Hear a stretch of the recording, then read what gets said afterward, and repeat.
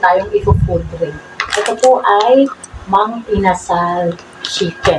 Nabili ko po ito via Grab. Ang bili ko po sa 4 na pirasong ganito is 685. May kasama po siyang chicken oil at saka soy sauce. Nakagawa na po tayo ng soy sauce. Bali po, soy sauce, tapos naglagay po ako ng kalamansi at saka sili. Mas masarap po kasi. Ngayon, ganito po siya.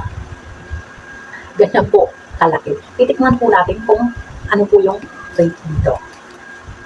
At po ay chili oil. Ilalagay po natin ito sa kanin para mas masarap. Ngayon po, tikman na natin yung kanilang chicken. As you can see, grilled chicken siya. Juicy po siya. Mainit-init pa. So, titikman po natin kung ano yung food rate natin dito. Sausaw po natin sa soy sauce.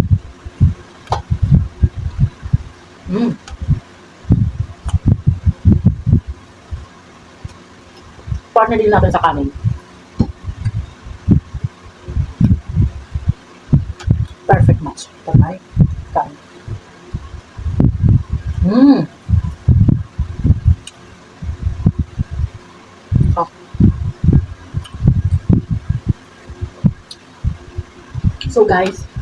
So guys, food rate ko dito from 1 to 10 is 9.5. Ang sarap talaga.